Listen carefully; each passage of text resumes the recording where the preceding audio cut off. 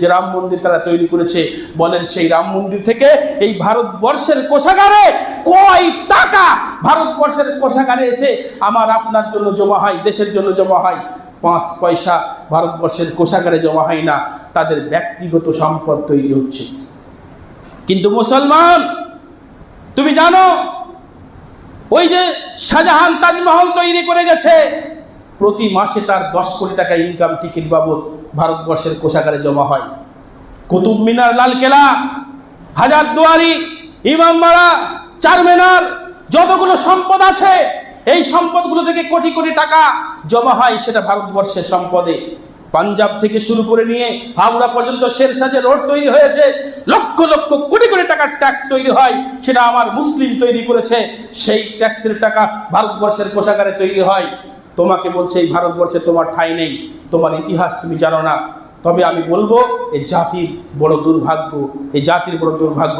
যদি এগুলো তৈরি না করে এই জাতির জন্য ইউনিভার্সিটি তৈরি করে যেত, ভালো শিক্ষা ব্যবস্থাকে তৈরি করে যেত, যদি এই জাতিকে সুপথে পরিচালনা করার জন্য লক্ষ লক্ষ টাকা খরচা করে ওই লালকেল্লা না বানিয়ে, তাজমহল না বানিয়ে, চারমিনার না বানিয়ে, কুতুব মিনার না বানিয়ে যদি শিক্ষা প্রতিষ্ঠান তৈরি করে যেত, ইউনিভার্সিটি তৈরি করে যেত, যদি তারা আজকে হসপিটাল তৈরি করে যেত, আমার মনে হয় অনেক উপকার করতো।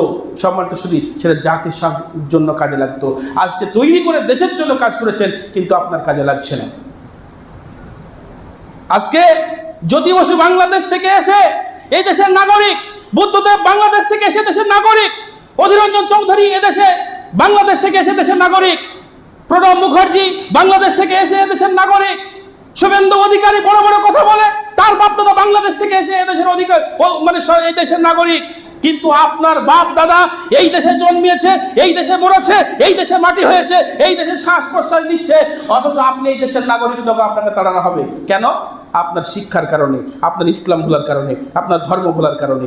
এই জন্য আপনি যদি এখনো সজাগ না হন, এখনো যদি প্রস্তুত গ্রহণ না করেন, আপনার অর্থ আছে আপনি ইংলিশ মিডিয়াম বানিয়েছেন, ইংলিশ মিডিয়ামটাকে আরবি টু ইংলিশ করেন, ইসলামকে ওখানে নিয়ে আসেন, ইসলাম আপনার কাছে থাকবে।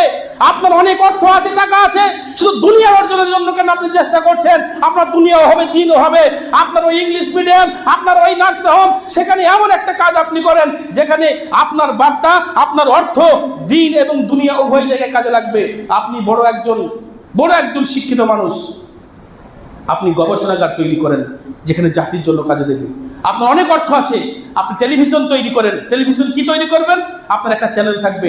আজকে রিপাবলিক বাংলা যেভাবে কুৎসা উঠাচ্ছে, যেভাবে মানুষের জন্য কুৎসা করছে, দেশকে ভাগ করছে, জাতিকে ভাগ করছে,